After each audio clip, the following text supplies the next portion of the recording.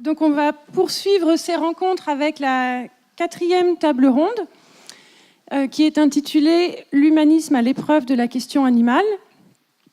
Alors cet intitulé suggère que la remise en question de la frontière entre l'humain et l'animal est un facteur déterminant de la crise que traverse aujourd'hui le paradigme humaniste. J'ai repris là les termes de l'argumentaire de ces rencontres. Alors, crise ontologique ou métaphysique d'abord, puisque les découvertes de l'éthologie et de la primatologie, mais aussi des sciences cognitives et de la psychologie évolutionniste, ces découvertes ont clairement mis en cause la définition même de l'humain, par contraste avec l'animal, par séparation même d'avec l'animal et par négation de l'animal. Cet animal ne peut plus désormais être relégué à une forme de vie absolument différente et donc inférieure, dont nous nous serions, nous humains, heureusement affranchis.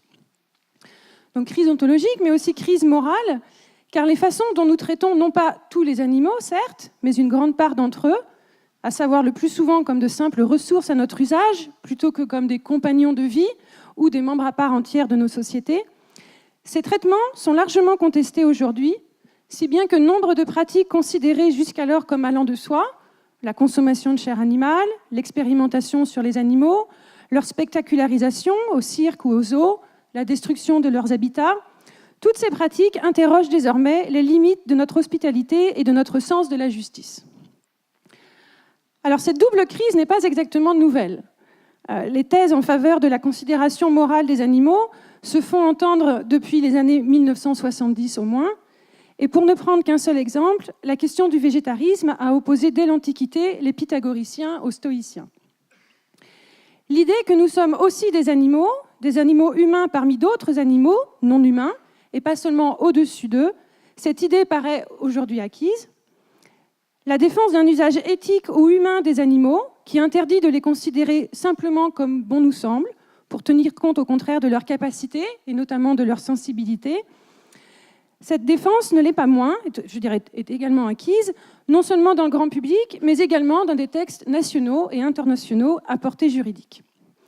L'humanisme historique a ainsi indéniablement déjà subi un salutaire décentrement, sous l'effet conjugué des avancées scientifiques, d'un retour réflexif de la philosophie sur certains de ses gestes fondateurs les plus problématiques, mais aussi grâce à l'action politique des militants de la cause animale, qui ont permis de rendre visibles et audibles les violences quotidiennement infligées aux animaux. Les questions qui motivent cette table ronde aujourd'hui vont cependant plus loin. S'il est admis que nous sommes aussi des animaux, sommes-nous pour autant des animaux comme les autres ?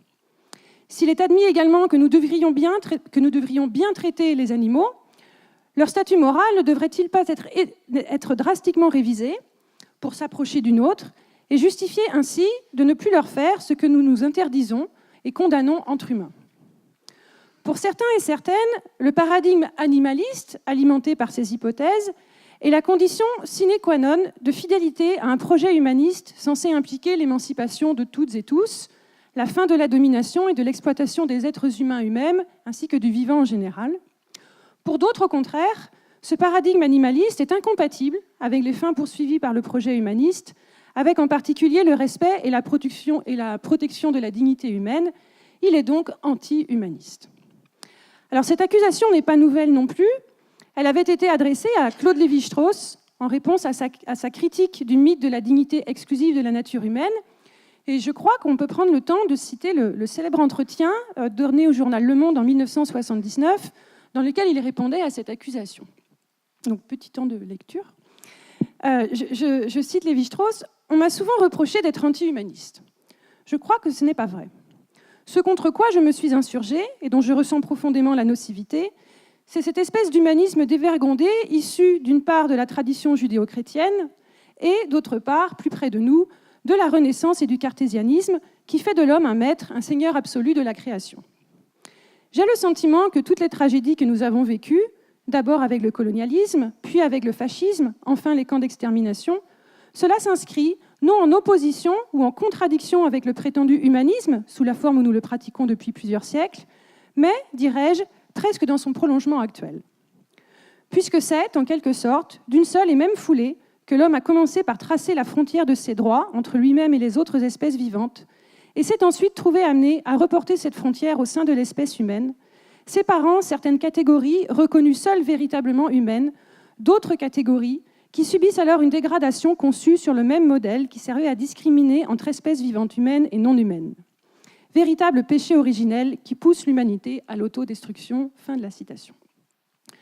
Alors Lévi-Strauss, ici, dégage une faille originelle de l'humanisme, à savoir que la reconnaissance des qualités spécifiques à l'être humain et de ses droits s'est historiquement faite au mépris de toutes celles marquant sa filiation avec ou sa coappartenance au règne animal, et plus largement à celui du vivant, de la nature. Ce règne n'a en fait de règne que le nom, puisqu'il est d'emblée soumis ou assujetti à l'autorité de l'humain et privé de tout droit. Il n'est donc pas étonnant, d'après Lévi-Strauss, que cet humanisme n'ait pas tenu ses promesses. La position d'une limite absolue entre l'espèce humaine et les autres espèces du vivant serait à la source de l'érection de toutes les frontières tracées cette fois à l'intérieur de l'espèce humaine, dont les membres sont censés être égaux, mais où certains l'ont été et le sont encore plus que d'autres. Dans cette perspective, l'intégration des animaux dans une communauté morale indûment réservée aux seuls êtres humains s'inscrit dans le prolongement des mouvements de libération qui ont, au XXe siècle, fait tomber les figures intra-humaines de la discrimination et de l'oppression, figures en regard desquelles l'humanisme n'était qu'un humanisme de l'homme blanc et occidental. On pourrait ajouter valide et hétérosexuel. C'est en tout cas dans cette perspective-là que s'est forgé le concept de spécisme en éthique animale, un concept qui se comprend par analogie avec les concepts de sexisme et de racisme. On désigne par là le fait de ne pas prendre en compte, ou de moins prendre en compte, les intérêts ou les droits des membres d'une autre espèce que la nôtre, au seul motif de leur appartenance à cette autre espèce. Alors, je vais m'arrêter là pour la présentation de la thématique qui va réunir nos trois intervenants. Vous voyez, nous allons en fait nous demander en quoi les nouvelles propositions d'existence théoriques et pratiques qui sont aujourd'hui faites aux animaux, en quoi ces nouvelles propositions justifient de reconnaître l'arbitraire des privilèges dont les êtres humains ont jusqu'ici bénéficié, jusqu'où l'antispécisme peut-il légitimement ou non renverser ces privilèges. Alors nous écouterons en premier lieu Jean-Luc Guichet, qui est philosophe et maître de conférences habilité à diriger des recherches. Il est enseignant-chercheur à l'ESP de Beauvais, où il enseigne la philosophie de l'éducation. Ses recherches portent sur la pédagogie et les utopies éducatives, en particulier sur Rousseau, la philosophie de l'époque des Lumières, mais aussi sur l'anthropologie de l'animal et de l'environnement. Il a publié, donc dirigé de nombreux ouvrages consacrés à l'animal et à l'animalité, d'abord en étudiant la généalogie de la question animale dans l'histoire de la philosophie, chez Condillac et Rousseau notamment, puis en explorant l'actualité contemporaine des problématisations classiques et modernes, par exemple dans un ouvrage qu'il a dirigé, De l'animal-machine à l'âme des machines, querelle biomécanique de l'âme, paru en 2010, la même année que Douleur animale, douleur humaine, problématiques animales. Douleur animale, douleur humaine. Et il y a eu ensuite un autre ouvrage, paru en 2011, intitulé Problématiques d'animal, qui interroge l'animal depuis les ressources croisées de la science, de l'anthropologie, du droit et de l'éthique. Alors, son intervention aborde frontalement la question de savoir si l'animalisme est un anti-humanisme à partir du critère des cas marginaux, un critère qui est peut-être peu connu du grand public, mais dont on peut dire qu'il marque la naissance même de l'éthique animale dans les années 70. Initialement, c'est-à-dire chez l'utilitariste Peter Singer, auteur de La libération animale en 1975, la prise en compte de ces cas dits marginaux, qui désignent en fait les personnes humaines atteintes d'un handicap mental ou cognitif profond, cette prise en compte a permis de mettre au jour les incohérences de l'humanisme dit spéciste. Comment cela ? Eh bien, c'est que nous reconnaissons que ces personnes atteintes d'un handicap ont les mêmes droits fondamentaux que les autres personnes humaines, et réciproquement que nous avons envers elles des obligations morales similaires, alors même que ces personnes sont dépourvues du fameux propre de l'homme, censé marquer le seuil d'inclusion dans la communauté morale des droits et des devoirs mutuels. Pourquoi alors écarter les animaux, dont les facultés sont, pour certains d'entre eux, supérieures à celles des personnes handicapées de la communauté morale ? N'y a-t-il pas là deux poids, deux mesures ? Les cas marginaux montrent ainsi que le critère de l'appartenance à l'espèce n'est en réalité pas respecté et que ce n'est pas ce critère qui est pertinent pour définir le statut moral des êtres. Mais dès sa première formulation, cet argument s'est attiré de nombreuses critiques. On l'a accusé de rabaisser le traitement des personnes handicapées à celui des animaux, alors que ses promoteurs cherchaient à élever le traitement des animaux à la hauteur de celui des personnes handicapées. D'autres philosophes y ont vu une instrumentalisation de la situation des personnes handicapées par la cause animale et le symptôme d'une méconnaissance profonde de cette situation. L'intervention de Jean-Luc Guichet s'inscrit dans le sillage de ce débat. Dans une situation de choix absolument inévitable, imaginons que nous nous trouvions sur un canot de sauvetage où, pour éviter qu'il ne coule, il faudrait faire passer un passager par-dessus bord. Dans une telle situation, ne faut-il pas préférer la vie d'un humain diminué à celle d'un animal évolué? Et si oui, pourquoi? Nous écouterons ensuite Étienne Bimbenet, qui est professeur de philosophie contemporaine à l'université Bordeaux-Montaigne, après avoir été auparavant maître de conférence à l'université Jean Moulin de Lyon. Alors, ses recherches ont d'abord porté sur la phénoménologie de Merleau-Ponty et sur ses conséquences anthropologiques, impliquant une différenciation entre l'homme et l'animal, puisque ces deux êtres n'ont pas le même rapport au monde ou le même être au monde. Si la question de notre origine animale n'est pas directement posée par Merleau-Ponty, Étienne Bimbenet a trouvé à ses côtés de précieux outils pour y répondre, tout en cherchant à expliciter un sens de l'humain qui ne serait pas réductible à notre être animal. Il a notamment publié L'animal que je ne suis plus, paru en 2011 chez Gallimard, et plus récemment Le complexe des trois singes, essai sur l'animalité humaine, paru donc en 2007. L'ouvrage était en lice pour le prix du livre des rencontres philosophiques d'Uriage et il a déjà été couronné par le prix livre de l'année 2018 des rencontres philosophiques de Monaco. Dans ce dernier ouvrage, qui montre que l'humanisme est lui-même devenu un zoocentrisme, au sens où, comme je l'ai rappelé tout à l'heure, l'humain est désormais défini au prisme des sciences naturelles par ce qu'il a essentiellement de commun avec le vivant animal. Donc, Étienne Bimbenet s'interroge sur le bien fondé de cette inscription inédite de l'homme dans le règne animal. Faut-il y voir un authentique progressisme ou une fuite devant nos responsabilités humaines? Réciproquement, l'anthropocentrisme qui a historiquement posé l'humain de l'humanisme au-dessus de l'animal doit-il être complètement rejeté ou au contraire repensé et élargi? Et en particulier, dans le cadre de l'intervention d'aujourd'hui, pourquoi peut-on, et peut-être même pourquoi faut-il, dans notre combat pour la réhabilitation des animaux, reconnaître ce qui nous sépare d'eux autant que ce qui nous rend semblables à eux? Nous laisserons dans un troisième et dernier temps la parole à Jocelyne Porcher, qui est sociologue et technicienne en agriculture biologique, directrice de recherche à l'INRA, l'Institut national de recherche agronomique. Peut-être qu'il faut préciser qu'à 25 ans, Jocelyne Porcher a quitté son premier emploi pour élever des brebis et des chèvres dans sa propre ferme. Un peu plus tard, elle a découvert la violence de l'élevage industriel, dans une porcherie industrielle bretonne où elle travaille un temps. Et c'est à partir de cette expérience contrastée qu'elle a développé ses hypothèses de recherche sur la relation affective et intersubjective entre les éleveurs et les animaux, sur les différences entre élevage et production animale intensive, sur le bien-être animal et la place des animaux dans le travail, sur le sens également et les conditions de pérennité des liens historiquement noués avec les animaux domestiques. Parmi les nombreux ouvrages qu'elle a publiés depuis Éleveurs et animaux, réinventer le lien, paru en 2002, on peut citer notamment Être bête, coécrit avec la philosophe Vinciane Desprez et paru en 2007, Cochon d'or, l'industrie porcine en question, paru en 2010, puis Vivre les animaux, une utopie pour le XXIe siècle, en 2014, et enfin, l'année dernière, Encore carnivore demain, point d'interrogation, quand manger de la viande pose question au quotidien, un ouvrage coécrit avec le journaliste scientifique Olivier Néron de Surgy. Alors, ces titres indiquent peut-être déjà que, tout en défendant une critique vigoureuse du système industriel de production animale, qui cherche à faire de l'élevage une activité rentable, en utilisant l'animal comme une ressource dont il faut dégager des profits, cela au mépris du bien-être animal, Jocelyne Porcher se montre également très critique à l'égard du véganisme. Alors, je précise peut-être que le véganisme n'est pas simplement un changement n'implique pas simplement un changement drastique de notre régime alimentaire, qui inclut le végétalisme et pas seulement le végétarisme, c'est aussi un mouvement politique, aujourd'hui théorisé dans de nombreux ouvrages de philosophie et de vulgarisation, qui lutte pour l'avènement d'un mode de vie dans lequel nous n'utiliserions plus aucun produit ou service issu des animaux et de leur exploitation.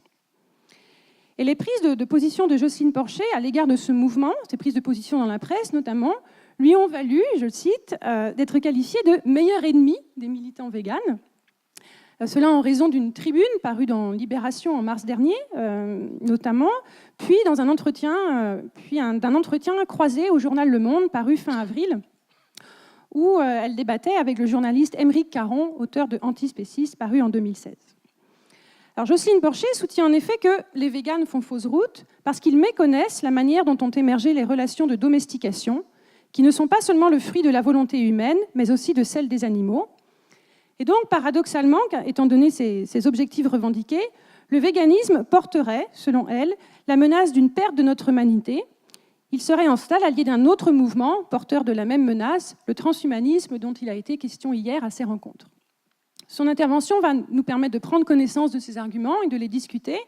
Donc, en quoi les animalistes, qui prétendent œuvrer pour un monde meilleur, contribueraient-ils en réalité à l'extension de ce que le philosophe Michel Henry, dans un ouvrage de 1967, a appelé la barbarie, à savoir, c'était à peu près sa définition du terme, rien moins que la destruction de la culture par l'idéologie technoscientifique et à travers cette destruction, la négation de la vie et de sa valeur.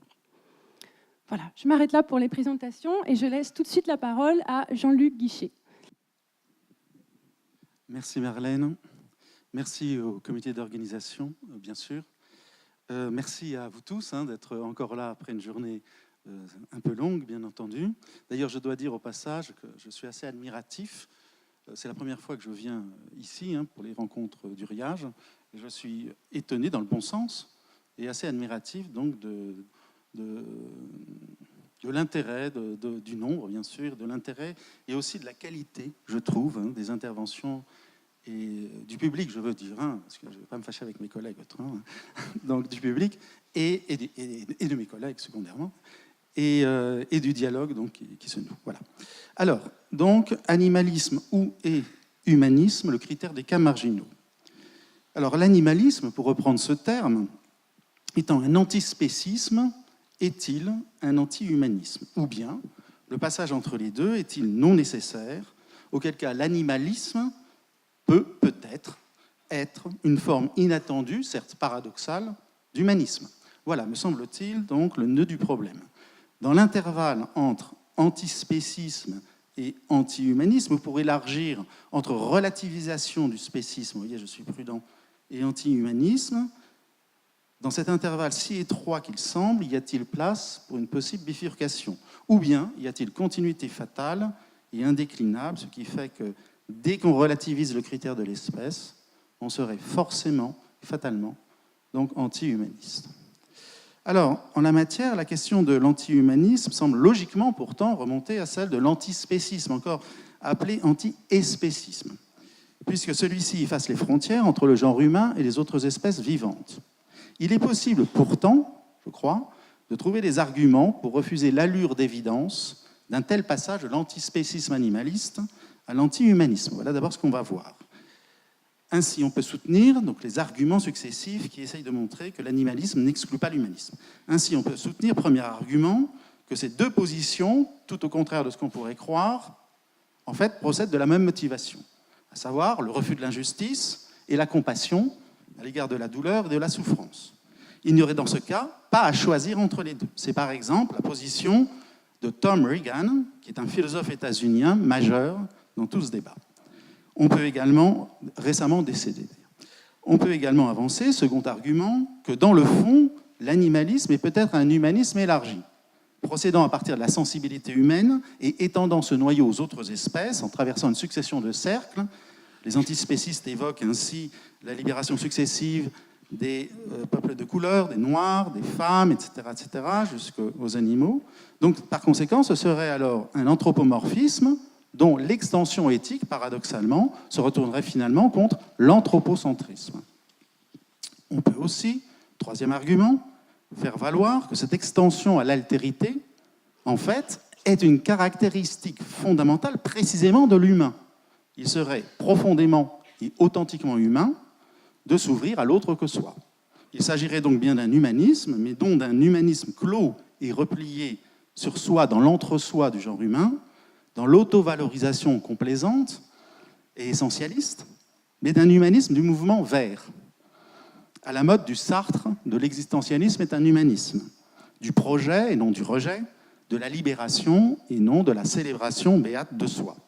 Accuser les mouvements animalistes dans leur ensemble d'anti-humanisme serait ainsi manifester son attachement à une certaine forme très critiquable, finalement, d'humanisme. Et même, on pourrait peut-être aller encore un peu plus loin, jusqu'à l'idée qu'un certain animalisme, finalement, peut-être, sauverait l'humanisme de lui-même, de cette caricature qu'il peut constituer. Enfin, quatrième argument, en prenant la relation par l'autre terme, non plus l'autre-homme, l'homme, mais l'animal, on peut estimer que taxer l'animalisme d'anti-humanisme provient au fond d'une vision qui réduit l'animalité à la bestialité. Pourquoi sinon traiter un homme d'animal serait-il péjoratif? L'usage certainement lié pour une grande part à un héritage religieux, de dévalorisation de la nature, de la sexualité, etc., et qui se serait symboliquement fixé sur l'animal. Derrière cette haine de l'animal, ainsi se dissimulerait au fond une haine de soi, une incapacité à s'accepter dans son entière vérité, qui inclut aussi la reconnaissance de sa propre animalité. Or, l'animal, loin d'être réductible à cette caricature de bestialité, sans doute même, d'ailleurs, évidemment, une possibilité plus humaine qu'animale, au fond,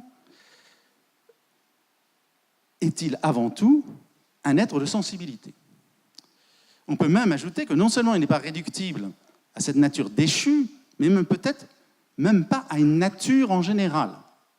Et qu'il y a une individualité ouverte chez l'animal, une sorte de liberté imprévisible de devenir donc ouvert.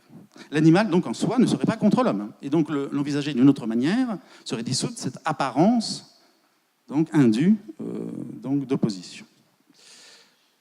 Cependant, cette argumentation optimiste qui, par toutes ces différentes tentatives, veut en quelque sorte sauver l'antispécisme de lui-même et en révéler une vérité humaniste secrète, bute donc sur le problème des cas marginaux qui, en fait, ressemble à un véritable test. Alors, exposons maintenant cet argument qui a été très très rapidement par Marlène Jouan, qui m'a facilité la tâche, merci. Donc, imaginons une situation où, sans pouvoir se dérober, nous avons à choisir entre, d'une part, la vie d'un être humain n'ayant pas actualisé les capacités proprement humaines de conscience de soi, de raison, etc., et qualifié pour ce motif de cas marginal, et d'autre part, celle d'un animal aux performances supérieures à celles de cet humain.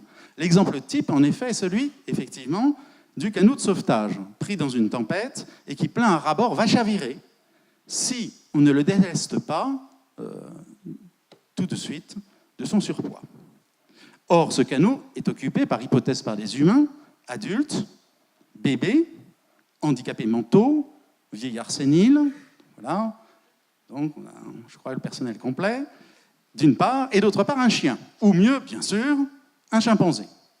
Prenons un exemple qui montre qu'il ne s'agit pas toujours d'un problème théorique. Une affaire qui était fameuse en son temps, l'affaire du bébé Faye, en 1984 aux États-Unis, affaire qui a suscité une très vive polémique. Ce bébé était affecté d'une malformation cardiaque, le condamnant à mourir à très brève échéance. Un chirurgien proposa alors aux parents de transplanter le cœur d'un babouin, qui donc fut sacrifié pour cela, mais le bébé mourut ensuite. Tom Reagan, donc, le même, le philosophe américain, intervint en contestant le droit qui avait été pris ainsi de sacrifier un animal très évolué au profit d'un bébé, même humain, qui possède des capacités inférieures, ce qui suscita, vous en doutez, des réactions assez vives. Dans des cas semblables, que doit-on décider ? Certainement, pour la plupart intuitivement, il semble moral de sacrifier la vie de l'animal, quel qu'il soit, avec l'idée que cette intuition, c'est le problème de l'intuition en morale, même si elle est difficile à appliquer, est juste éthiquement la meilleure. Or, c'est précisément la valeur morale de cette intuition que refuse l'antispécisme en déclarant qu'il ne s'agit que d'un préjugé fondé sur un simple égoïsme d'espèce. Le raisonnement peut prendre la forme d'un syllogisme. Nous faisons reposer le principe général de la préférence de l'homme sur l'animal sur l'idée que le premier possède des qualités que ne possède pas le second, ou en tout cas à un bien moindre degré, rationalité, conscience, autonomie de la volonté, prévision de l'avenir et des conséquences de nos actions, etc. Or, nous ne pouvons précisément pas avancer ces raisons pour le cas qui nous occupe, puisque le bébé, le handicapé mental profond, le vieillard sénile, est dénué de toutes ces facultés précisément. La conclusion, intentionnellement provocatrice, mais tout à fait logique et sérieuse dans le fond, et qu'il est, en conséquence, en cas de choix nécessaire, plus défendable au plan éthique de sacrifier l'humain diminué que l'animal évolué. Donc vous voyez, c'est lourd hein, comme proposition, évidemment. L'argument des cas marginaux apparaît ainsi sans jeu de mots comme central, finalement, pour tout ce débat, raison pour laquelle nous avons choisi de nous y attacher particulièrement. Le problème acquiert en effet dans ce cadre une netteté intéressante, enfin un cas d'école. Pouvons-nous le résoudre? Ou faut-il, comme nous y invitent les antispécistes, pourquoi pas? On ne veut pas avoir de préjugés, bien sûr. Franchir le pas et délier, libérer peut-être l'éthique de tout humanisme, de l'anthropocentrisme moral en général. Alors il nous semble pourtant que cet argument des cas marginaux tire sa force d'un certain nombre d'omissions et qu'on peut lui opposer quelques objections, auxquelles on peut opposer à chaque fois, en retour, des limites que nous indiquerons à chaque fois, mais qui également nous apparaissent à leur tour pouvoir être compensées par les remarques suivantes. Ne vous en faites pas, ça ne prendra pas trop de temps quand même. Alors la première omission, c'est celle de la capacité symbolique. On en a parlé assez souvent depuis ce matin et hier. Les handicapés mentaux, en effet, conservent cette capacité symbolique la plupart du temps, même si elle est gravement perturbée. Et elle fait appartenance, elle implique de facto l'individu dans la communauté humaine, qui est symbolique plus que biologique. Avant tout, communauté d'échange de signes. Il faut faire ici attention, ne pas se régler seulement sur les performances cognitives, comme on le fait souvent. Un handicapé mental peut ne pas réussir des opérations de raisonnement et de calcul auxquelles parviennent certains grands singes en milieu expérimental, mais cela ne met pas pour autant en équivalence le rapport à la parole et au symbole. Il y a en effet beaucoup de différences entre le maniement instrumental du langage et la structuration par le langage. S'il est vrai que chez l'homme, selon la célèbre phrase de Lacan, l'inconscient est structuré comme un langage, peut-on en dire autant des grands singes, conduits à utiliser la langue des signes par les incitations répétées des expérimentateurs? Cependant, objection, que faire alors des humains précisément plongés dans une vie infrasymbolique? La seconde omission porte sur le lien de filiation. Les cas humains marginaux ne sont précisément pas si marginaux que cela. Ils ne viennent pas de nulle part et ils sont reliés à d'autres êtres humains par des attaches parentales et familiales. Ils ont un patronyme, etc. Avoir affaire à tel ou tel homme, même handicapé mental, n'est pas simplement avoir affaire à lui, mais à toute sa parentèle et plus largement à toutes les communautés particulières d'appartenance, ethniques, régionales, nationales, etc., qui peuvent se substituer à lui pour me demander des comptes. Et cela vaut cette fois, même pour celui dont la vie serait infrasymbolique. Mais dans ce cas, que faire d'un individu qui n'aurait plus aucune attache familiale ou communautaire quelconque, l'orphelin absolu et apatride, pas de pupille de la nation donc, et apatride? S'il s'ensuivait qu'il faut l'exclure, ne serait-ce pas précisément le comble alors de l'injustice? Le troisième point, la troisième omission, porte sur la signification symbolique et éthique du corps humain en général. La forme globale du corps humain ne nous est pas indifférente, mais vaut pour nous comme un véritable signal éthique. Nous n'avons en effet pas le temps de vérifier que les humains que nous croisons tous les jours en sont bien. Nous sommes donc habitués à toujours les considérer, depuis toujours, comme tels, à partir simplement de leur corps, par une sorte de véritable réflexe de reconnaissance éthique. Le corps humain comme tel, sans parole, nu, sans expression, même totalement dépouillé et minimal, même purement animal, précisément, conserve à nos yeux quelque chose qui dépasse l'animalité. Une valeur unique qui est acquise pour nous depuis notre propre accès à la conscience. Cependant, on peut rétorquer que c'est là quelque chose de contingent, d'extérieur et de purement psychologique, un signal seulement, et le résultat d'un conditionnement et non du tout un impératif moral fondé. Et que faire alors à l'égard d'un être humain si monstrueux que l'on ne pourrait le reconnaître intuitivement comme tel à partir de son corps? N'attacherions-nous pas excessivement, en ce cas, l'éthique à une forme sensible, quelle qu'elle soit? La quatrième objection, qui se fonde sur l'idée de normativité spécifique de la philosophe américaine des droits Martha Nussbaum, très, très connue aux États-Unis, est celle que l'on pourrait appeler du conditionnel impératif, l'argument du conditionnel impératif, qui est contre l'antispécisme, qui est pour un spécisme éthique. Je m'excuse, c'est l'inverse. Excusez-moi, je continue. J'essaye d'aller trop vite et finalement je perds du temps. Qui est contre le spécisme. Pardon. mais qui relativise cela par cet argument donc, du conditionnel impératif. Les handicapés mentaux auraient pu, au sens de auraient dû, remplir leur destination humaine normale s'ils n'avaient eu la malchance, indépendante d'eux, d'un accident génétique ou autre. Il faut donc respecter, sous peine d'injustice supplémentaire, cette vocation non accomplie, comme devant les formes vides d'une promesse qui, à travers eux, nous font toujours obligation, appel, même s'il est muet, à notre sollicitude. Nous devons être sensibles au sens tragique de leurs conditions, même s'ils en sont inconscients. C'est là une attitude humaine et juste de notre part.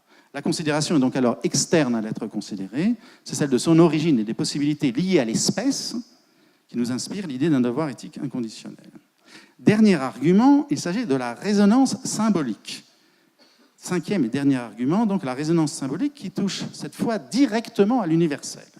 L'individu doit être replacé dans son milieu propre, qui est celui du milieu humain, où tous sont reliés par le langage, c'est-à-dire par une communauté de dialogue potentiel de tous avec tous. Et là, je rejoins Francis Wolff. Dès lors, ce qui arrive à un individu quelconque, quel qu'il soit, prend potentiellement sens pour la communauté humaine tout entière. Devant chaque homme, je me tiens non seulement devant lui, mais devant tous les autres hommes, car chacun peut s'identifier à lui. Par là, tout homme concentre en lui toute l'humanité, par une véritable inscription symbolique de l'universel dans le singulier, sens de l'universel qui structure la conscience humaine. La singularité humaine est ainsi toujours porteuse d'un universel qui la dépasse. Chaque personne, quelle qu'elle soit, dans sa particularité, contient symboliquement toute la personne humaine universelle. Même si l'individu en question n'actualise pas, pour une quelconque raison, les caractères qui distinguent la personne humaine, on se sent tenu de respecter en lui cette personne humaine universelle. On vérifie donc que le lien symbolique n'est pas seulement celui linguistique d'une désignation, mais bien celui émotionnel d'une identification. En revanche, donc, il est peu crédible de penser que ce qui arrive à tel ou tel animal dans la nature aura une résonance pour l'ensemble de son espèce, du fait que chaque individu s'y identifierait symboliquement. Mais ce critère d'appartenance humaine, pourtant, n'est pas purement spécifique. Un chimpanzé comme Washoe, chimpanzé très célèbre, très connu dans les milieux intéressés, bien sûr, mais enfin, quand même souvent du grand public, qui a été élevé dans les années 60 comme leur propre enfant par les Gardner, un couple de chercheurs américains. Donc ce chimpanzé, Washoe, était humainement et symboliquement affilié. Elle, parce que c'est une chimpanzé, elle maniait un langage, était pourvue d'une certaine conscience de soi. Et pour corser le tout, comme beaucoup d'autres dans son cas, elle semblait se croire plutôt humaine. Ces chimpanzés-là ne sont-ils pas introduits de fait dans la communauté humaine? Ils sont objets d'obligations éthiques fortes et leur sacrifice n'est guère concevable au nom d'un quelconque motif. Cependant, outre que cela ne concerne que les animaux apprivoisés, et non ceux sauvages, on peut douter que ces chimpanzés, même à ce point, entre guillemets, humanisés, acquièrent un jour eux-mêmes le sens de l'universel éthique. Comme on l'a vu, en effet, l'accès au langage ne signifie pas nécessairement l'accès au symbolique, car le symbolique ne met pas en jeu seulement la compréhension, mais l'émotion. Or, quelle profondeur atteint l'animal dit parlant le signe qu'il emploie? Le langage semble bien pour lui essentiellement utilitaire. En fait, le discours des antispécistes sur les cas marginaux montre souvent une compréhension très faible, voire fausse, de la réalité de la maladie mentale. L'idée même de comparer les capacités en fait foi. Quel sens cela a-t-il de mettre en regard, comme pour un examen, la capacité de rationalité d'un chimpanzé, c'est-à-dire ses capacités à compter, comprendre des signes, etc., d'un côté, et celle d'un handicapé mental de l'autre, en les alignant sur un axe commun et en les hiérarchisant. Les handicapés mentaux possèdent des structures psychiques précisément noyautées par le symbolique, et ce qui n'est pas, disons, évident dans le cas des chimpanzés. Loin de tout alignement commun sur une échelle quantitative de mesure, il s'agit d'une différence qualitative, nette et structurelle. Reste bien, cependant, encore une fois, le cas de handicapés qui, précisément, si tant est que l'on puisse en être certain, n'auraient aucun accès au symbolique. Et cela de façon irréversible, ou apparemment irréversible. Certes, comme on l'a vu encore, il est éthiquement impossible de les instrumentaliser, quel qu'en soit le motif, du fait des considérations déjà vues. Mais, de la même manière, un tel traitement n'est pas recevable pour les chimpanzés humainement intégrés, entre guillemets. Peut-on alors poser et résoudre ici la question de la préférence en cas de choix nécessaire. Certes, le poids des rapports de filiation, de la résonance symbolique, de la normativité spécifique, de l'argument d'injustice, enfin, font d'un côté pencher la balance vers le handicapé profond, mais de l'autre, l'étonnante proximité et intégration, la capacité relationnelle, le niveau de sensibilité et d'intelligence d'un grand singe comme Washoe, chimpanzé, Coco, gorille, ou Kanzi, bonobo, pour évoquer quelques célébrités, ne peuvent non plus être sous-estimés. Aussi, entre humains marginaux désocialisés et animaux marginaux humanisés, tous objets éthiques, même s'ils ne sont pas pour autant sujets éthiques, il nous semble que la balance tend à se neutraliser et à produire une situation d'indécidabilité.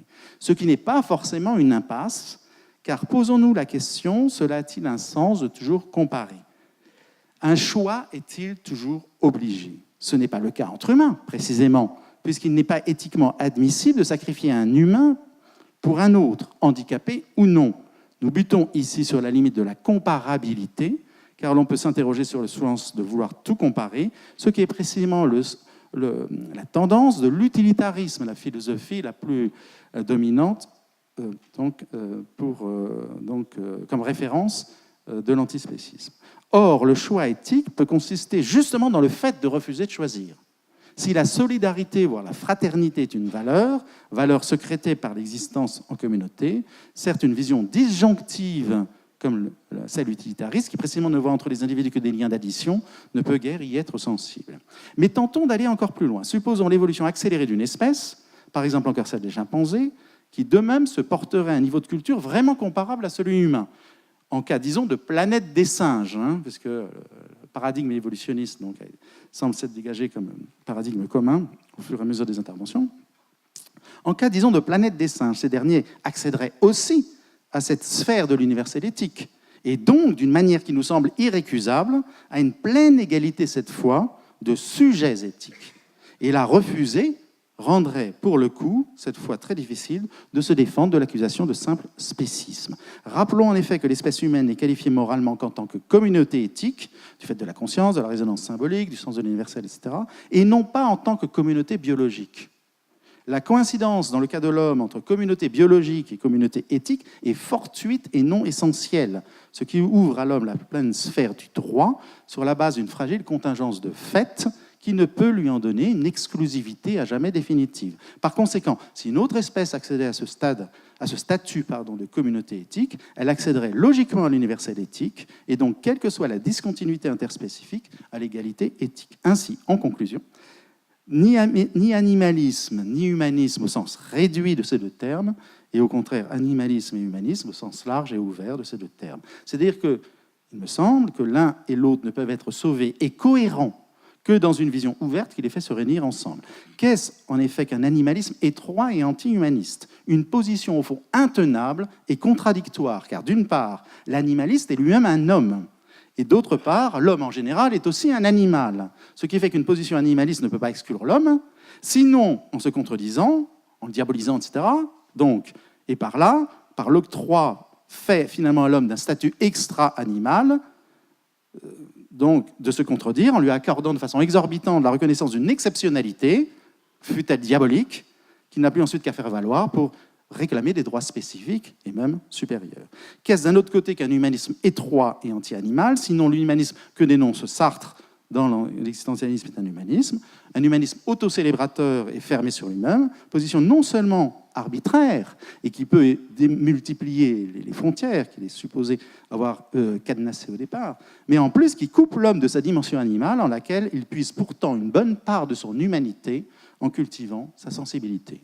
Un véritable humanisme reposant non sur une spécificité biologique liée à une espèce, mais sur un ensemble de caractères universels qui permettent de faire communauté, ne peut être couvert, intégrer les animaux liés à l'homme et admettre la prise en considération des espèces sauvages comme êtres sensibles, même s'il ne va pas jusqu'à les considérer comme sujets éthiques, à moins que l'universel éthique ne puisse un jour s'actualiser dans d'autres espèces que celle humaine. Mais en attendant, c'est mon dernier paragraphe, mais en attendant, non seulement de fait, l'humanité est pour le moment la seule espèce éthique, mais encore, la relation humaine offre quelques privilèges spécifiques, comme le plaisir de discuter ensemble de ces questions, plaisir typiquement humain, car il s'agit aussi de plaisir, et pas seulement d'éthique, à la question de l'humain.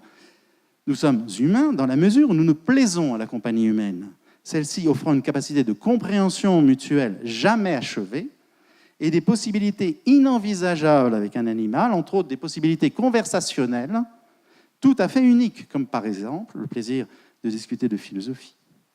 En l'occurrence, humanisme de plaisir, en quelque sorte, plus que d'éthique. Et alors, pour nous conclure. Voilà.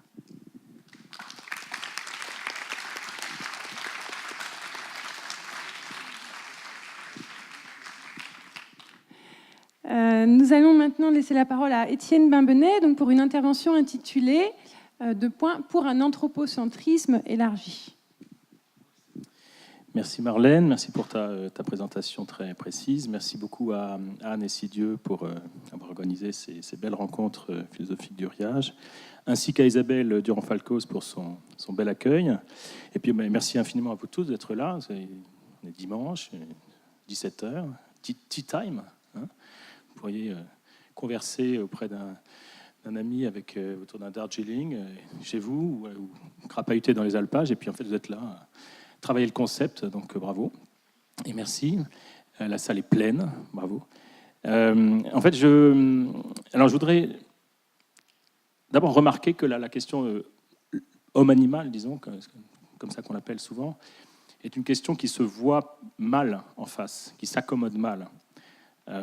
D'abord, il y a cet obstacle d'hier, et il en a été souvent question depuis ce matin, le fameux anthropocentrisme, qui à la fois sépare et hiérarchise par droit théologique, l'homme unique à l'image du Dieu unique, ou par droit métaphysique, le fameux, la substance pensante. Nous avons ce privilège à l'égard des animaux de ne pas être uniquement des machines, mais de penser. Et donc de deux manières s'assume cet humanisme dévergondé de Lévi-Strauss, dont parlait Marlène tout à l'heure, ou parlait Thierry Hoquet ce matin, qui obture, qui annule cette question de l'homme et de l'animal, parce qu'au fond, il n'y a que nous, et ils sont à notre disposition.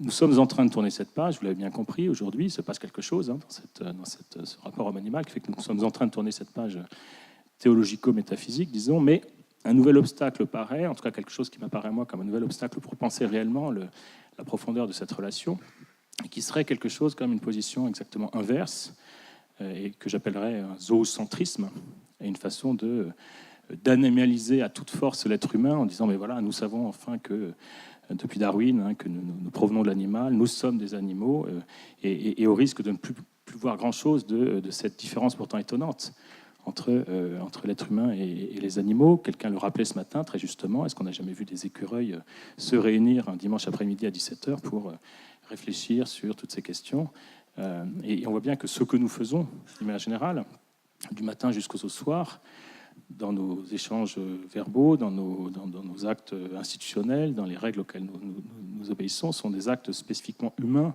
réglés par des institutions, et par en particulier cette institution de toutes les institutions qui est le langage. Et là, on est engagé quand même à assumer une certaine spécificité humaine. D'où une position médiane, je dirais, entre l'anthropocentrisme d'hier et le zoocentrisme contemporain. Ce zoocentrisme bien résumé par Francis Wolff à travers la formule de l'homme animal comme les autres. Je pense qu'on peut assumer une forme de différence, et en même temps de différence accueillante à l'égard des animaux, éthiquement ou pratiquement accueillante. Il y a eu pas mal de convergences, je trouve, depuis ce matin et jusqu'à il y a 10 secondes avec Jean-Luc Guichet sur l'idée qu'on peut tourner la page d'un humanisme dévergondé ou étriqué, mais on peut aussi ouvrir la page d'un humanisme élargi, d'un humanisme inclusif, comme disait Thierry Hoquet tout à l'heure, d'un humanisme ouvert, universaliste, si on veut. Ce que j'appellerais, moi, l'idée d'un anthropocentrisme élargi, et que je vais essayer de vous présenter tout à l'heure. Mais je voudrais d'abord commencer par essayer de m'interroger sur pourquoi ce zoocentrisme aujourd'hui, pourquoi qu'est-ce qui nous tient en haleine dans cette idée qu'au fond, nous sommes, comme dit Francis Wolff, des animaux comme les autres, et que cette formule, au fond, conclut l'affaire. De quelle manière on y trouve notre compte? Qu'est-ce qui fait que nous sommes heureux de cette conclusion? Par quelle étrange flagellation, consistera à dire bah non, au fond, voilà, il n'y a pas de différence. Les différences sont minimes.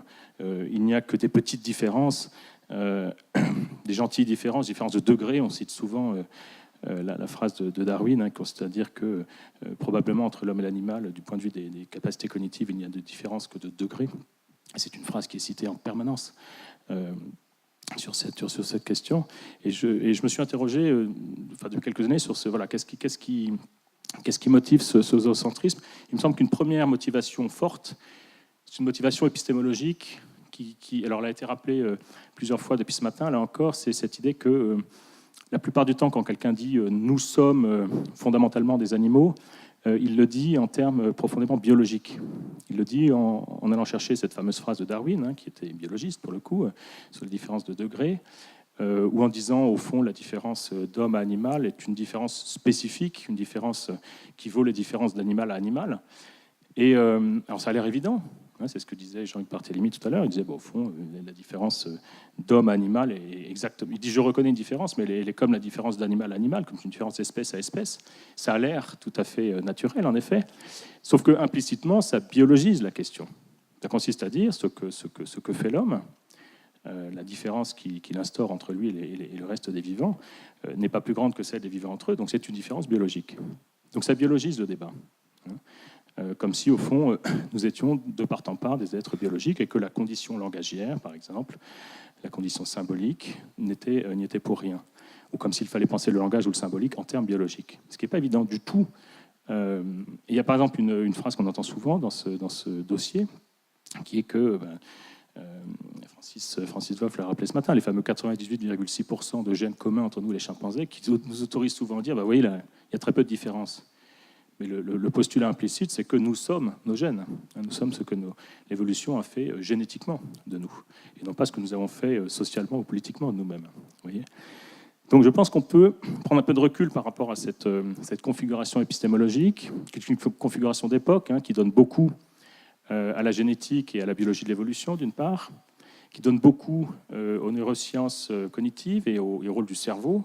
Et je pense que vous êtes très sensible quand vous vous prenez dans la rue de voir des premières pages de magazines de vulgarisation scientifique ou d'hebdomadaires grand public sur le rôle, ou sur tous les ouvrages de bien-être, sur le rôle considérable joué par le cerveau aujourd'hui, dans la manière dont nous réfléchissons nos vies, et sur ce que peut le cerveau, comme si le cerveau s'imposait d'une certaine manière comme un nouveau sujet grammatical. C'est-à-dire, c'est pas moi qui agis appuyé sur un cerveau ou sur un fonctionnement cérébral, c'est mon cerveau qui est talentueux, créatif, etc. C'est mon cerveau qui parle, qui agit à ma place. Bon, une espèce de glissement grammatical étonnant.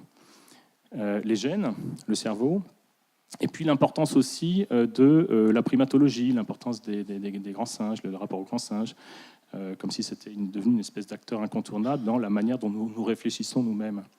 Et moi, ce que je remarque dans cette configuration épistémologique, je ne vais pas la développer, mais c'est qu'au fond, de trois manières différentes, à travers les gènes, le cerveau, le singe, et là je reprends une trilogie qui a été proposée par un sociologue de Nanterre, qui s'appelle Sébastien Lemerle, qui parle du le singe, le gène et le neurone. Il dit que c'est une trilogie très à la mode, et je crois qu'il a bien raison. Mais ils ont en commun ces trois fétiches, en quelque sorte, le fétiche du cerveau, le fétiche du gène, et puis le fétiche du singe, de nous faire nous réfléchir à distance de nous-mêmes. Nous sommes spectateurs, en quelque sorte, de notre humanité. Je vais apprendre de la génétique ou des neurosciences ou de la primatologie, toutes sortes de choses fascinantes. Et puis on me les apprend, mais comme si j'étais un enfant à qui on apprend toutes sortes de choses merveilleuses, alors même que je suis normalement l'acteur de ma propre vie et que j'ai certaines choses à dire sur ce que ça fait d'être un humain. Et j'aperçois ici une forme d'hétéronomie, comme si nous étions au fond des spectateurs désintéressés de notre humanité, parce que cette configuration épistémique donne beaucoup à la biologie, donne beaucoup aux sciences de la vie, au détriment des sciences humaines, au détriment de ce que la psychanalyse, la linguistique, la psycholinguistique, de l'apprentissage verbal par exemple, toutes sortes de sciences humaines, la sociologie bien sûr, peuvent nous apprendre sur nous-mêmes. Et les sciences humaines, c'est pas rien dans ce dossier de l'humain. C'est pas rien parce que on ne peut pas décider du jour au lendemain. Et depuis, c'est vrai que le paysage épistémologique s'est largement naturalisé depuis une trentaine d'années, mais souvent au détriment des sciences humaines. Et ce n'est pas rien les sciences humaines, parce que souvent les sciences humaines, lorsque vous lisez des ouvrages de sociologie, de psychologie de l'enfant, vous mettre en posture de vous interroger sur ce que ça fait d'apprendre à parler, de ce que ça fait de rentrer dans une interaction sociale. À chaque fois, les sciences humaines, dans une partie importante de leur discours, s'appuient sur ce qu'on appelle la première personne, le sujet du discours, par opposition à la troisième personne. Et vous mettre en position de savoir vous-même ce que ça fait d'être humain. C'est important parce que nous avons beaucoup de choses à apprendre de ce que ça fait d'être humain, de ce que ça fait quand je me mets à parler à quelqu'un, de ce que ça fait quand je nomme un objet. Et il n'est pas sûr que tout ce que ça fait de cette manière-là soit soluble dans l'animalité. C'est pas sûr. Donc je pense qu'il est important de rappeler le rôle des sciences humaines. Il y a une deuxième motivation, je pense, qui est importante quand nous disons à loisir, nous sommes des animaux comme les autres, et le reste est une différence de degré. C'est une motivation profondément morale. On voit bien que nous avons beaucoup à nous faire pardonner, bien sûr, dans notre rapport aux animaux. Nous avons beaucoup à nous faire pardonner dans notre rapport, dans ce que un certain capitalisme prédateur a instauré dans notre rapport aux animaux, l'élevage industriel. Et c'est comme si nous avions à battre notre coulpe. On ne bat pas un couple. Désolé. La femme n'est pas là, heureusement. Comme si nous avions à battre notre coulpe sur cette exploitation indigne des animaux, qui est celle des animaux à partir du 19e siècle et surtout au 20e siècle et au début du 21e siècle. Et comme si, au fond, de nous dire pareil à eux, d'homogénéiser les conditions, faisait que, au fond, nous allions nous faire pardonner, en quelque sorte. Et c'est comme s'il fallait moraliser le discours du rapport de l'homme à l'animal, et comme si il était beaucoup plus confortable, je dirais, politiquement, en quelque sorte, de dire, au fond, nous sommes tous des êtres sensibles à égalité, et quelques différences près, mais parce que nous ne voulons pas réouvrir la page criminelle, je dirais, de l'anthropocentrisme d'hier. Comme si faire état d'une différence, c'était le début d'une discrimination. Une discrimination, c'est une différence qui est coupable, une différence qui autorise le mauvais traitement. Nous ne voulons pas de discrimination.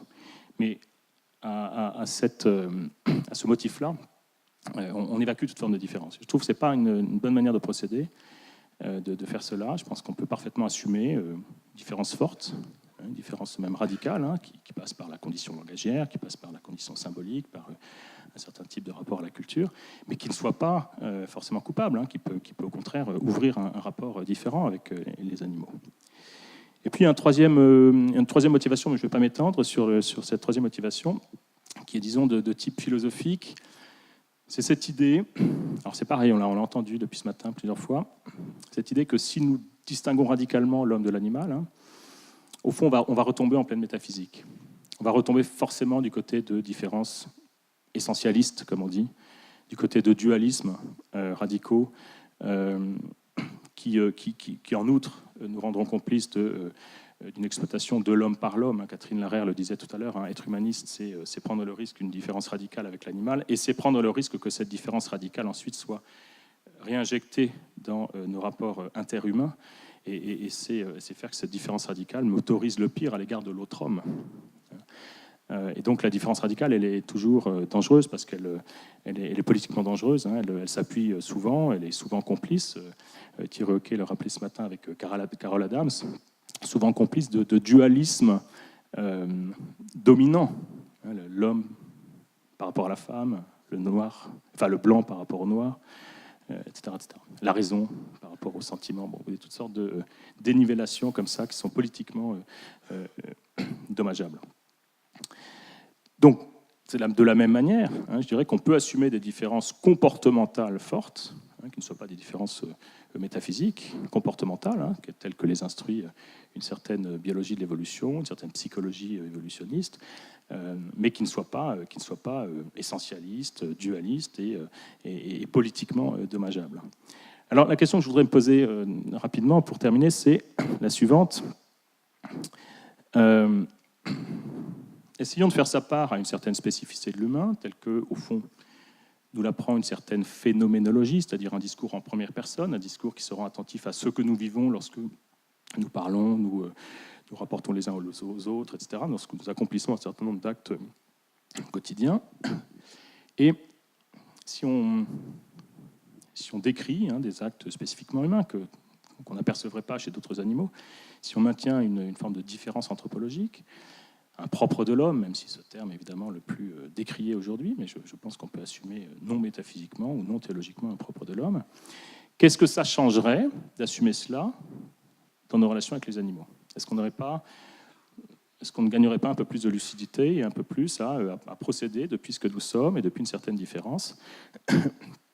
Et c'est ce que j'appelle donc un anthropocentrisme élargi.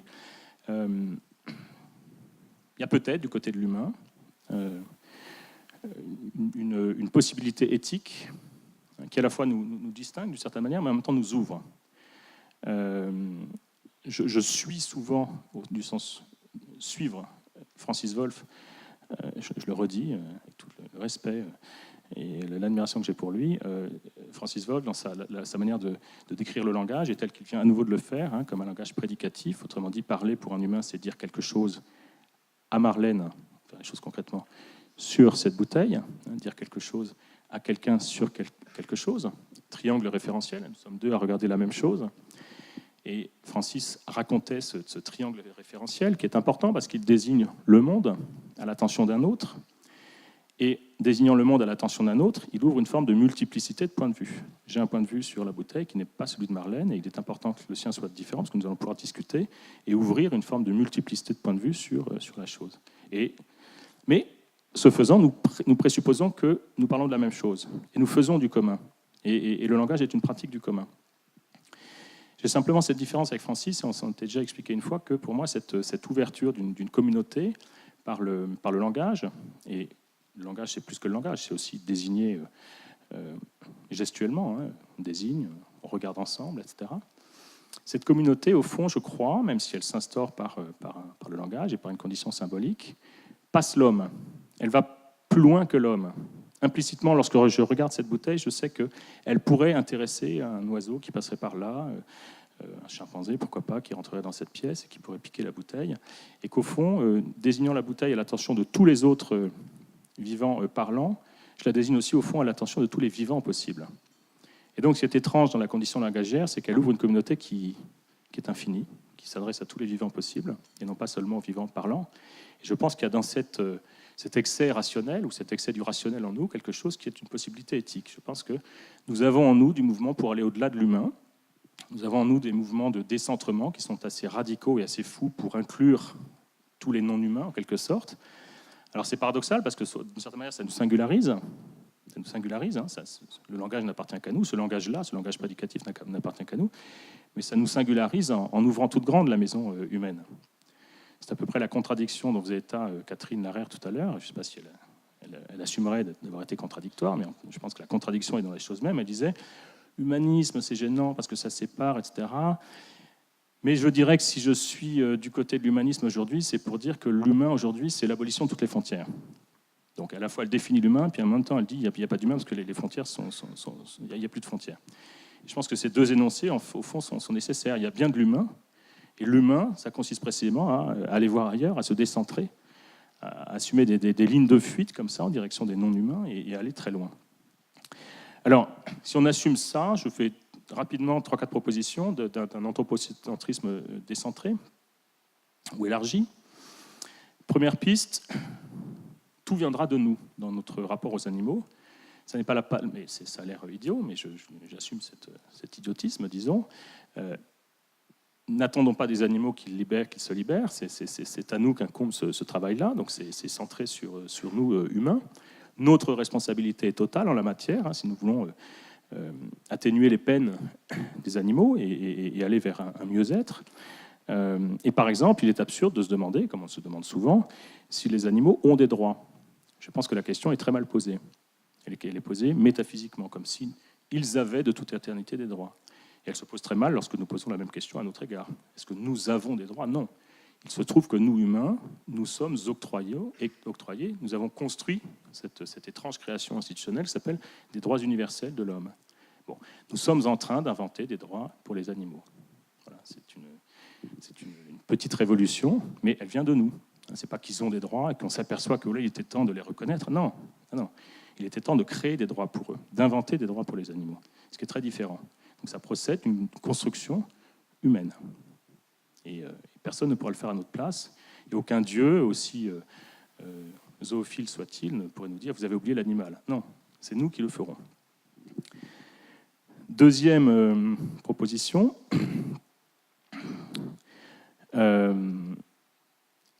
cet élargissement de la considération morale en direction des animaux, elle passera par le droit sans doute, mais elle passera sans doute aussi par un travail de la sensibilité.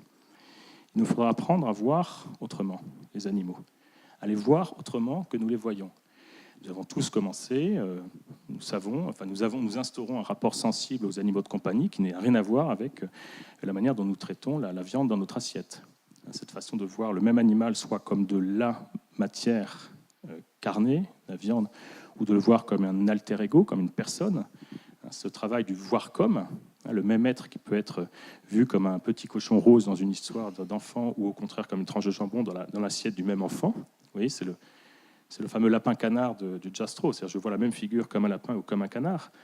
Je crois que le travail de l'éthique animale passera par ce travail du voir comme on dit.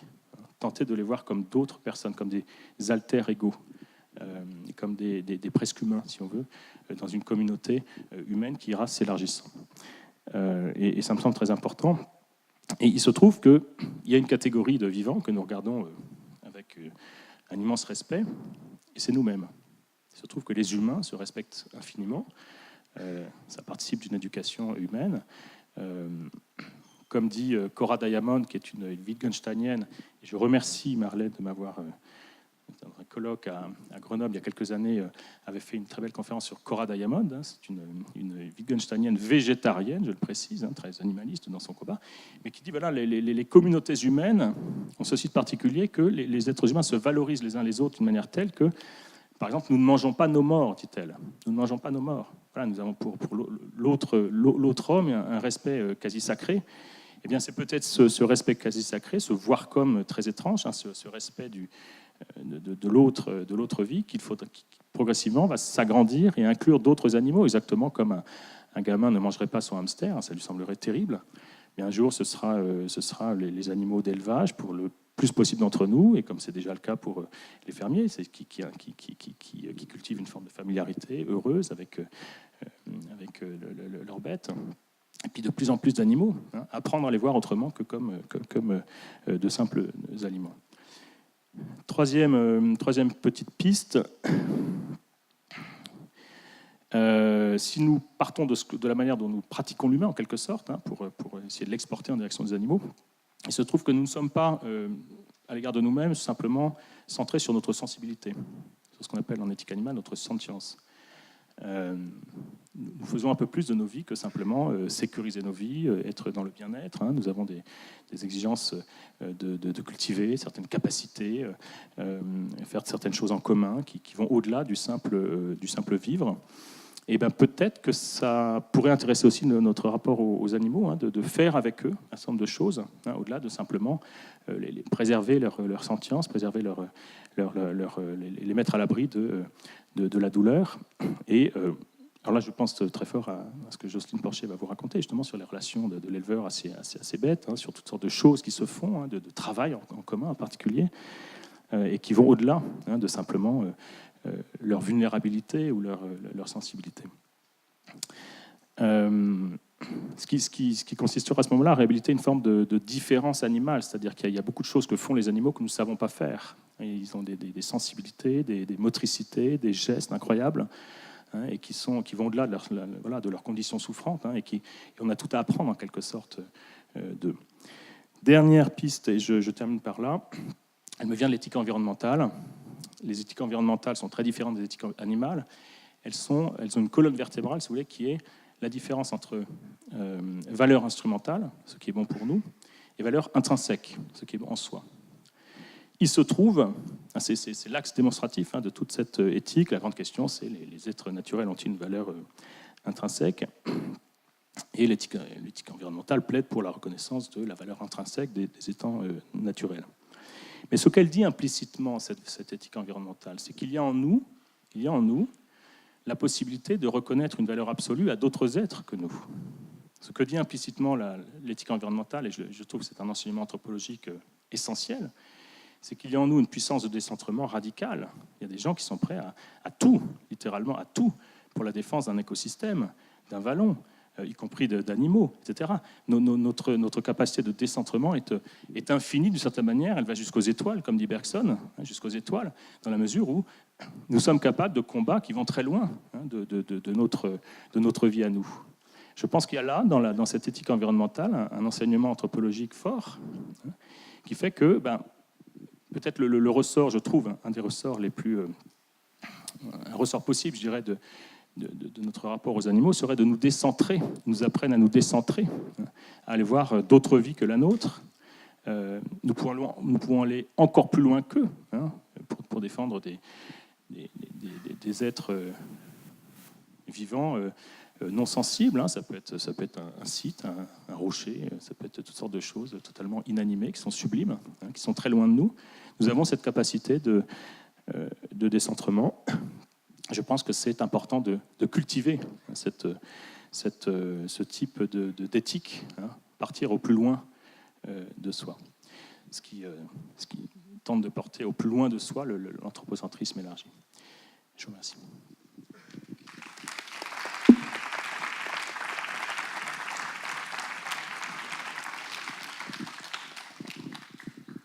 Merci, Étienne. Et donc, nous arrivons à la troisième intervention de cette table ronde avec Jocelyne Porcher qui va donc nous parler de la cause animale avec une question pour un monde meilleur ou pas. Merci pour l'invitation, merci aux organisateurs et merci aussi de votre présence, d'autant plus que je ne suis pas philosophe, comme Marlène vous l'a dit. Donc effectivement, je vais m'interroger sur la contribution de la cause animale à un monde supposé meilleur. Dès ses origines, la question animale en fait, a endossé les habits de la cause animale et de fait, la question animale renvoie moins à un questionnement qu'à l'affirmation d'un positionnement théorique et pratique supposément en faveur des animaux domestiques. Dans La Libération animale, publié en 1975, qui est un ouvrage princesse de cette problématique, le philosophe Peter Singer ne questionne pas la place des animaux domestiques dans nos sociétés.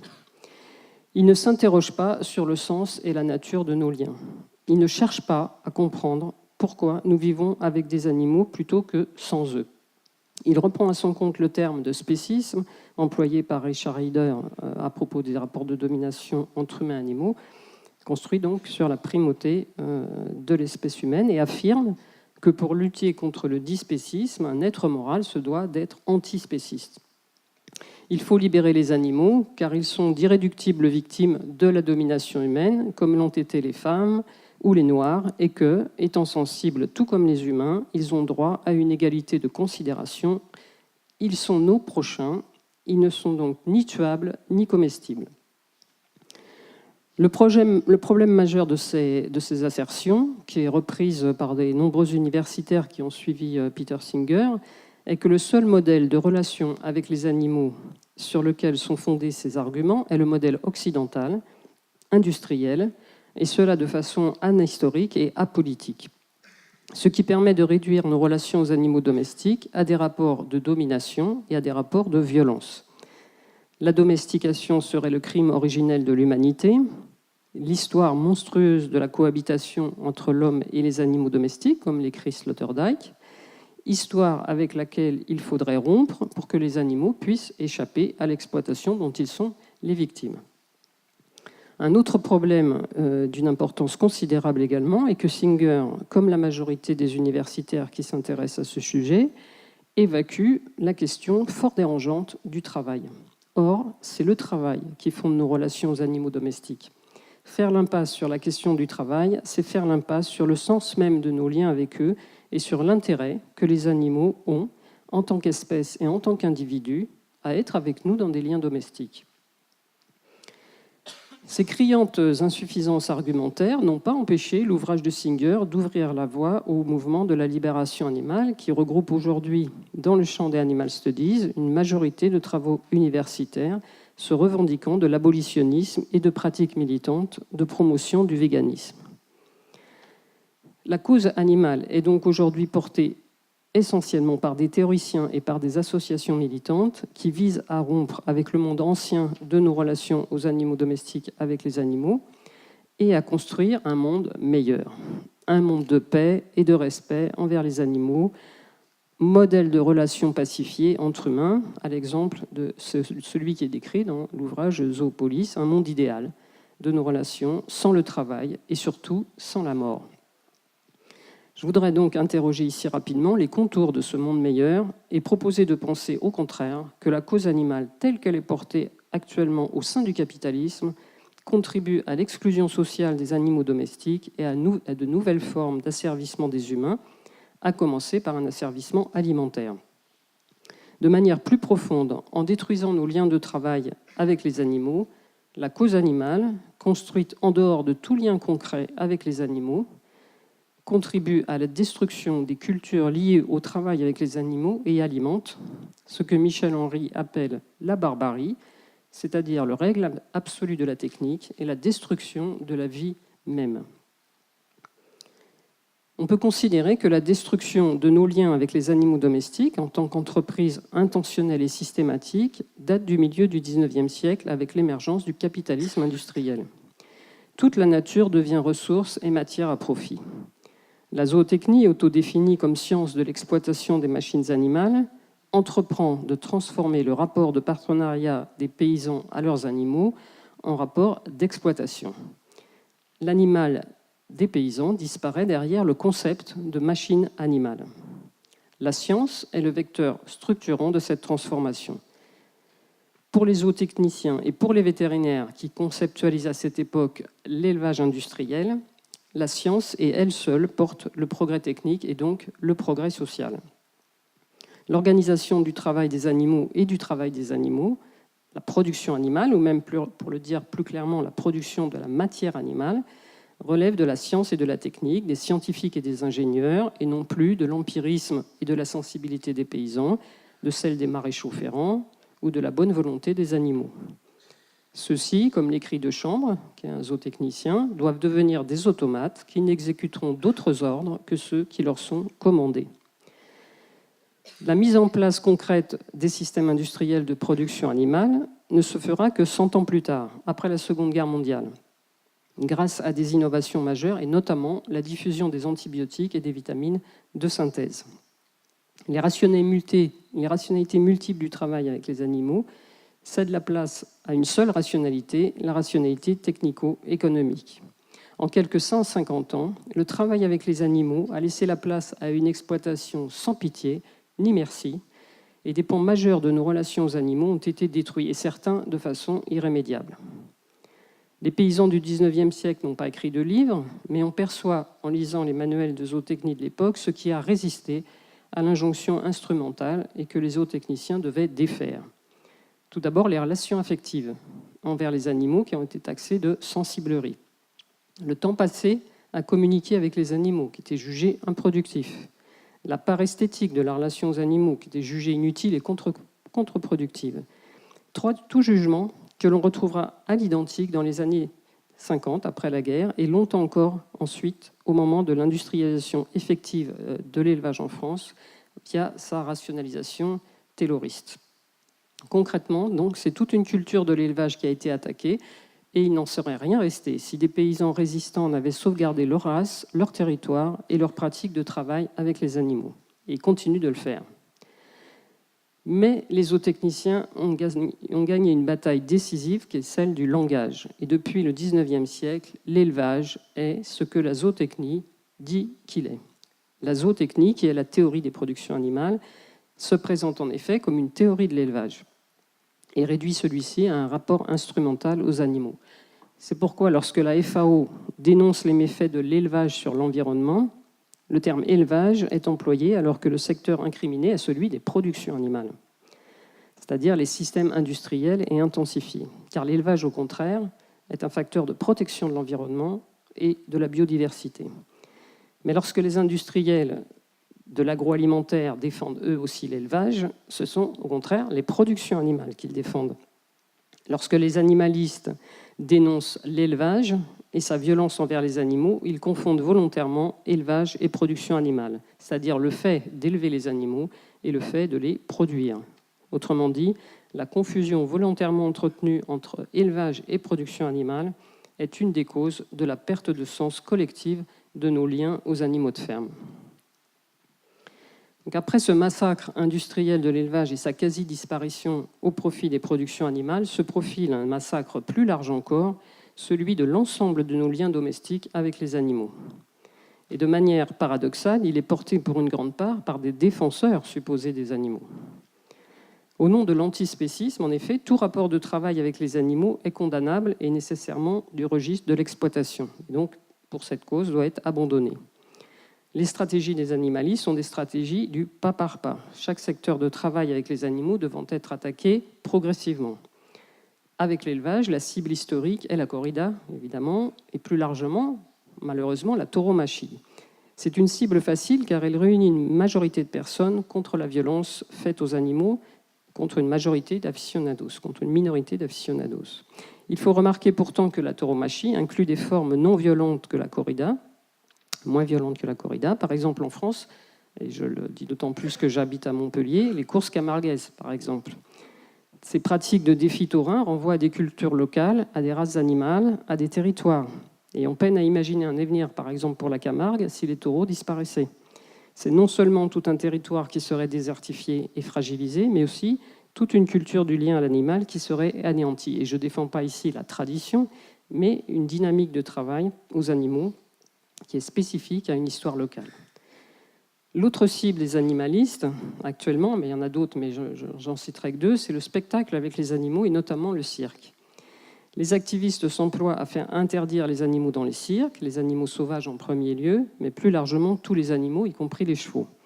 Au nom du respect des animaux, donc, certains d'entre eux sont actuellement expulsés des cirques pour être mis en refuge ou euthanasiés. Et je vous raconte une anecdote qui m'a été racontée récemment par une collègue, des circassiens. Elle a rencontré des circassiens qui travaillent depuis fort longtemps avec des animaux, dont des lions. Et ces gens du cirque se sont vus contraints de les castrer ou d'euthanasier les lionnes, parce que les services sanitaires ne veulent plus de reproduction d'animaux sauvages dans les cirques. L'un des lions, à la suite de cette castration, a développé une maladie de peau. Et la solution proposée, mais même elle va probablement être imposée, c'est que, tant pis, il faut l'euthanasier. Et ainsi que l'exprime le circassien, je le cite, pourtant, on n'euthanasie pas une personne parce qu'elle a de l'eczéma. Autrement dit, au nom du respect des animaux, on est actuellement en train de briser des liens entre humains et animaux, de placer dans des refuges des animaux qui seront peut-être malheureux parce qu'ils sont privés de la relation avec leur humain, et d'euthanasier ceux qui sont encore par trop indésirables. Cela sans cadre réglementaire, sans négociation, sans prise en compte de la valeur des liens entre humains et animaux dans le monde du travail. Le drame de l'impact de cette idéologie animaliste sur les animaux réels est qu'elle ne tient pas compte, dans bien des cas, que le lion est quelqu'un pour l'humain qui travaille avec lui. Non pas à partir d'un statut abstrait, mais quelqu'un incarné dans le corps vivant d'un lion, qui est un partenaire de travail et qui est peut-être bien souvent un ami. L'objectif des animalistes est donc bien de détruire nos liens de travail avec les animaux, donc à commencer par nos liens avec les animaux de ferme. Et cela avec une extrême violence, contrairement à l'affichage qu'ils ont de paix et de respect. Les réseaux sociaux servent de caisse de résonance à une propagande abondamment relayée par les médias, mais sont également utilisés comme moyen de harcèlement des opposants à cette idéologie, par exemple moi-même, et des universitaires, des journalistes.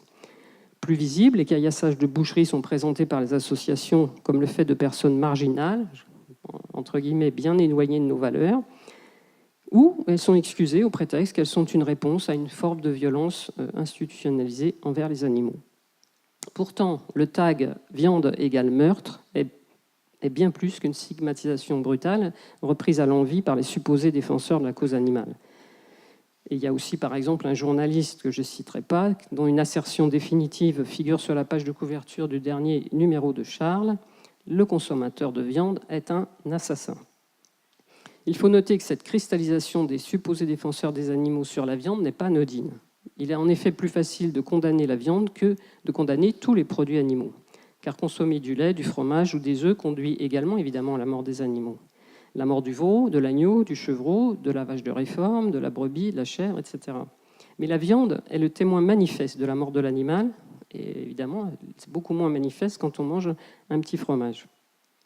Par ailleurs, un grand nombre de défenseurs des animaux sont en fait végétariens, ou alors en transition entre végétarisme et véganisme. Et donc il n'est pas nécessaire, il est même important de ne pas les décourager en plaçant la barre éthique trop haut.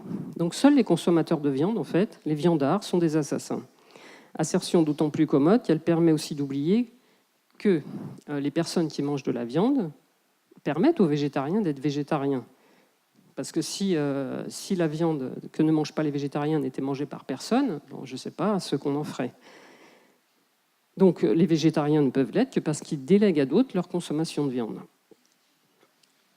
La condamnation de la viande a également un autre intérêt.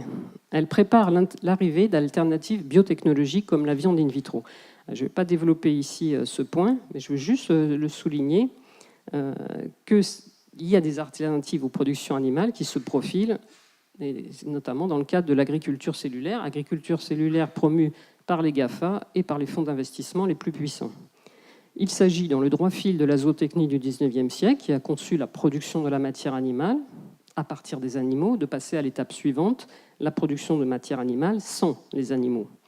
La majorité des théoriciens de la cause animale et des associations de défense des animaux soutiennent ce projet biotechnologique, bien qu'il est probable qu'un grand nombre de militants véganes, à titre personnel, évidemment, ne le soutient pas. Et en tout état de cause, les promoteurs véganes de la viande in vitro ne prévoient pas du tout de la consommer eux-mêmes, mais ils la destinent aux consommateurs actuels de produits industriels. L'exclusion des animaux de notre alimentation et son remplacement par des substituts biotech s'accompagnent de l'exclusion des animaux du travail et pour certains, par exemple, de leur remplacement par des robots. C'est le cas des animaux engagés auprès des personnes âgées, par exemple, dans les maisons de retraite. Le robot Paro, qui est une espèce de peluche animée, est ainsi supposé remplacer avantageusement un chien visiteur de maison de retraite. Comme l'explique une société qui commercialise ce robot, entre guillemets, de compagnie, pas de litière, uniquement de l'amour. Et ainsi que le précise un autre fabricant à propos de l'usage de ces robots dans les maisons de retraite, je le cite, « c'est mieux que de parler à un mur ». Nous sommes donc dans cette situation où, à partir de théories hors sol et sans consistance dans le réel de nos liens aux animaux, et au nom du respect à leur égard et de la défense de la planète, la culture de nos liens domestiques est en train d'être détruite au profit du monde meilleur que concoctent les supposés défenseurs des animaux, les start-up des biotechnologies financées par des milliardaires et les start-up de l'aérobotique financées par les mêmes. À un moment tardif où il s'agit de donner une existence reconnue aux animaux, notons que les juristes s'agitent déjà pour donner un statut aux robots et leur attribuer des droits et des devoirs, toutes choses qui sont encore refusées aux animaux après 10 millénaires de vie commune. Le projet biotechnique s'impose donc contre les animaux, mais de façon plus bouleversante contre la vie elle-même. Car qu'est-ce qu'un humain sans les animaux ? Notre humanité, depuis 10 000 ans et bien avant même, s'est construite avec les animaux. Depuis 10 000 ans, nous avons travaillé avec eux à transformer le monde, à le rendre habitable, en dépit de toutes les violences sociales qui se sont opposées et s'opposent encore à ce projet. L'animalisme, loin d'être un humanisme, est une arme de destruction des liens extraordinaires que nous avons avec les animaux, liens qui nous élèvent et qui nous permettent d'être humains. Humains grâce aux animaux, avec les animaux. Mortels comme eux, vulnérables comme eux, communicatifs et curieux comme eux. Grâce au travail, nous sommes entrés dans leur monde et ils sont entrés dans le nôtre et ils font partie de nos vies d'une manière dont nous n'avons pas encore mesuré l'importance et la richesse. La majorité des propres de l'homme sont tombés. Les animaux pensent, ils rient, ils jouent. Et pour ma part, je travaille depuis une douzaine d'années à mettre en question un des derniers propres de l'homme, qui est le travail. Avec la petite équipe que j'anime, nous avons montré que les animaux eux aussi travaillent. Ils engagent leur intelligence, leur affectivité dans la production des biens et de services, et ils peuvent en sortir grandis ou au contraire asservis. Montrer que les animaux travaillent, est-ce que c'est grandir les animaux au détriment des humains ? Non, c'est mettre en évidence le fait que les animaux ne sont pas des victimes du travail, mais qu'ils inventent avec nous, qu'ils proposent, et d'ailleurs que parfois ils disposent, Et cela nous permet de comprendre mieux et de parier sur leur intelligence plutôt que sur leur soumission, sur leur capacité à communiquer plutôt que sur leur muette inertie. Mettre au jour ce que les animaux sont capables de faire avec nous, considérant que sur ce point de vue, à mon avis, nous ne savons pas grand-chose, pour ne pas dire rien, c'est participer à construire un humanisme ouvert, comme ont dit mes collègues, généreux, qui se souvient que connaître n'est pas seulement savoir, et que la sensibilité, l'affectivité, l'intuition, toutes choses que nous partageons avec les animaux sont des sources de connaissances. Depuis 10 000 ans, l'homme n'a pu appréhender le monde seul. Il l'a découvert grâce au flair des chiens, grâce au galop des chevaux, grâce au palan des bovins, au sourire des chèvres. L'être humain ne s'est pas construit seul. Il a une dette envers les animaux domestiques. Une dette, et donc, en la pensant avec Marcel Mauss, un avenir avec eux. Car dans le triptyque donner, recevoir, rendre, ce sont les dons et la dette qui assurent la pérennité de nos liens. C'est pourquoi il me semble qu'il est crucial de ne pas laisser les animaux aux mains des animalistes qui, au prétexte de servir les intérêts des animaux, que pour la majorité, il faut le souligner, ils ne connaissent pas, participent à leur exclusion et à notre asservissement alimentaire, cognitif, affectif, au monde meilleur que des milliardaires insensés veulent nous imposer. Le progrès est à construire aujourd'hui avec les animaux, les plantes et la nature, et non plus contre eux. Parce que les animaux nous retiennent à la vie vécue, et c'est pourquoi ils sont indésirables pour le capitalisme. Et il faut préserver leur présence et lutter avec eux contre l'effondrement de la culture, qui est ce qui nous fait humains, contre la substitution de la mort à la vie, et c'est pour ça que je renvoyais cette présentation à Michel Henry, contre la barbarie. Je vous remercie.